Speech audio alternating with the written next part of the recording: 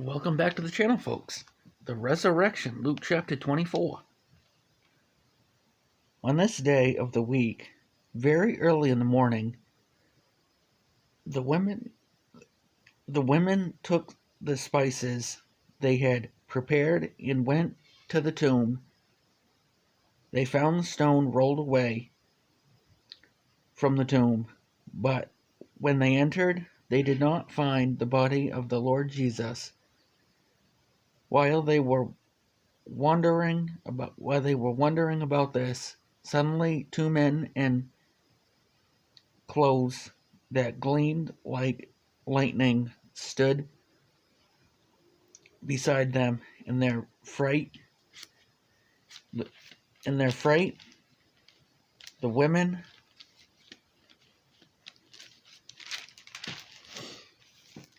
bowed down with their faces to the ground. But the men said to them, "Why do you look for the living among the dead?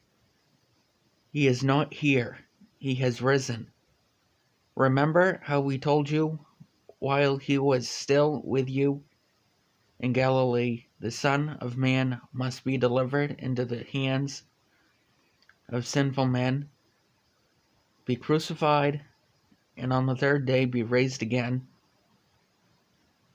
Then they remembered his words. When they came back from the tomb, they told all these things to the 11 and to all the others. It was Mary Magdalene, Joanna, Mary, and the mother of James, and the others with them who told this to the apostles, but they did not believe the women, because their words seemed to them like nonsense. Peter, however, got up and ran to the tomb. Bending over, he saw the strips of linen lying by themselves, and he went away, wondering to himself what had happened. On the road to Emmaus. Now that same day, two of them were going to a village called Emmaus, about 7 miles from Jerusalem. They were talking with each other about everything that had happened. As they talked and discussed these things with each other, Jesus himself came up and walked along with them, but they were kept from recognizing him. He asked them, "What are you discussing together as you walk along?" They stood still, their faces downcast. One of them, named Cleopas, asked him, "Are you only a visitor to Jerusalem? Do not know the things that have happened there in these days?" "What things?" he asked. "About Jesus of Nazareth," he replied.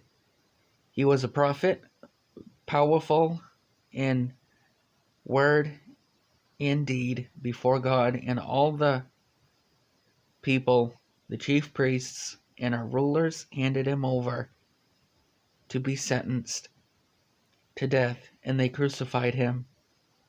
But we had hoped that he was the one who was going to redeem Israel, and what is more, it is the third day since all this took place.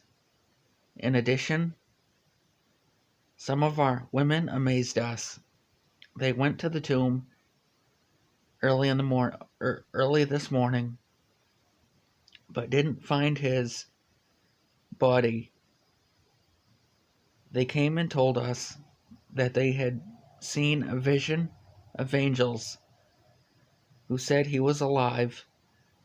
Then some of our companions went to the tomb and found it just as the woman had said, but him they did not see. He said to them, "How foolish you are, and how slow of heart to believe all that the prophets had spoken.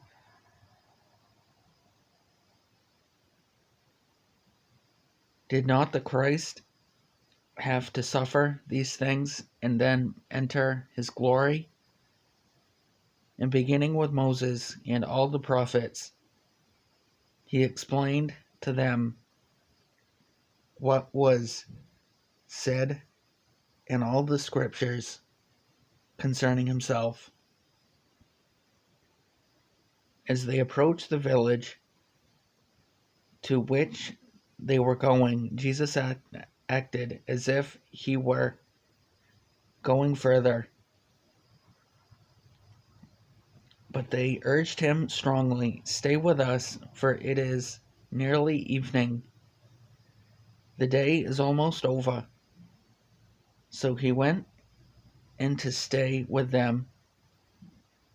Then he was at the table with them.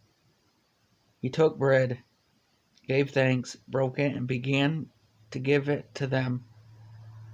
Then their eyes were opened, and they recognized him. He disappeared from their sight. They asked each other, "Were not our hearts burning within us," while he talked with us on the road and opened the scriptures to us? They got up and returned at once to Jerusalem. There they found the 11 and those with them assembled together and saying, "It is true, the Lord has risen and has appeared to Simon." Then the two told what had happened on the way and how Jesus was recognized by them when he broke the bread.